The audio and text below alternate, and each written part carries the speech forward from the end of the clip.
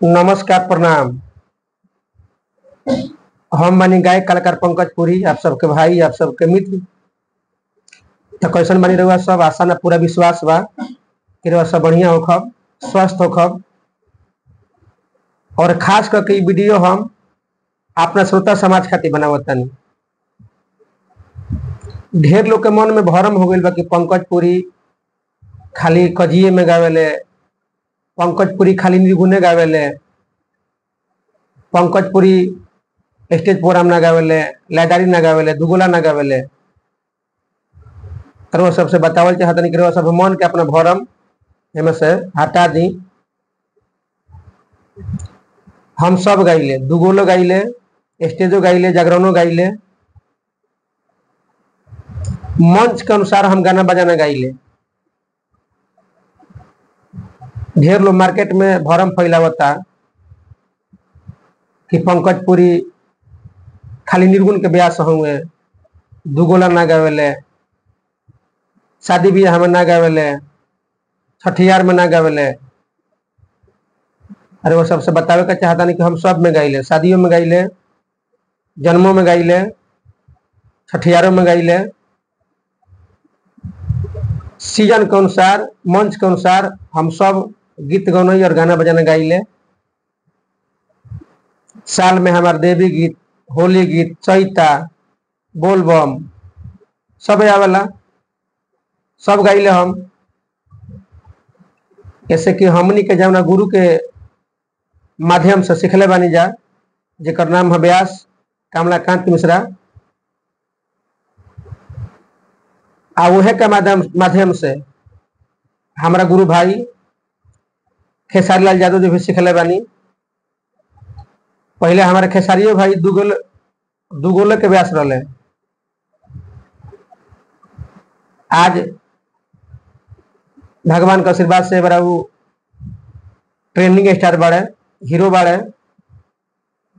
बाकी वो पहले दुगोला गावस, स्टेज गावस। पवन सिंह भी पहले बहुत निर्गुण गौले बाड़े, भजन गौले बाड़े। तक खाली उहे गावेले। ये तो हमार सौभाग्य बा कि हमार बढ़िया गाना मार्केट में बाजता। अरे वो सबके आशीर्वाद से हर जगह हमारे गाना बाजेला आ बाजत आवे। तो एक मतलब ई ना भइल कि खाली हम निर्गुणे गाइले, हम बियाह में ना गाइले, हम छठियार में ना गाइले, हम जन्म में ना गाइले। अरे वो सबसे कहल चाहता नहीं कि हम सब गाइले। लयदारी, भोजपुरी, सेट सॉन्ग, निर्गुण, पूर्वी, भजन, देवी गीत, दुगोला। तो जे भरम अपना मन में हम रखले बा, जे भरम फैलावता, अरे वो सब है भरम फैलावल, अफवाह फैलावल छोड़ दी कि पंकज पुरी खाली खाली निर्गुण पूर्वी गावेले, भजन गावेले। यूट्यूब पर हमारे सब गाना मिली, मगर सबसे ज्यादा सर्चिंग में हमारे निर्गुण पूर्वी भजन बा। बाकी यूट्यूब पर हर रंग के हमारे गाना बा, विरह रस, सेट सॉन्ग, देवी गीत, बोलबम, चैता, लयदारी का नहीं के सब बावे। अरे वो सब सुनब तब नू। हाँ, दुगोला के प्रोग्राम हम यूट्यूब पर ना चढ़ाइले।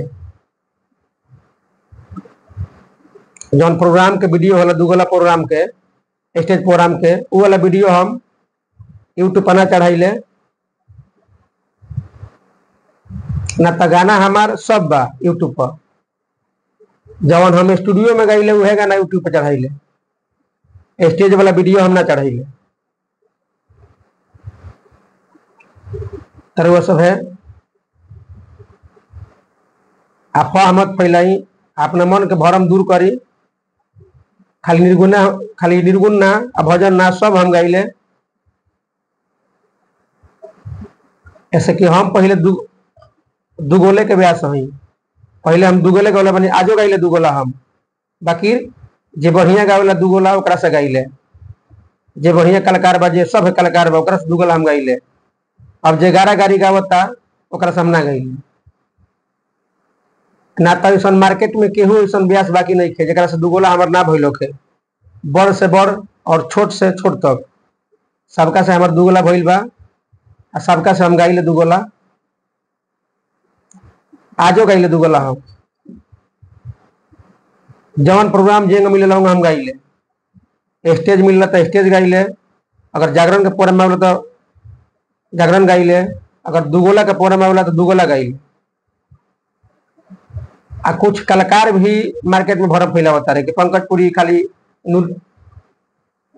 निर्गुण के ब्यास होंगे तो ना, अरे वह सब भरम मत फैलाई।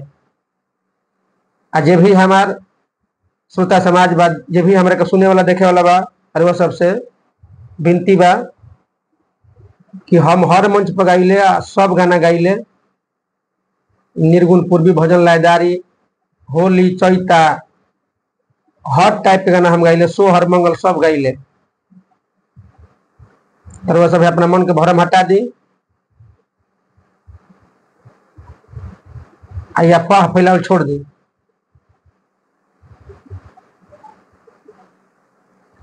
चलिए प्रणाम।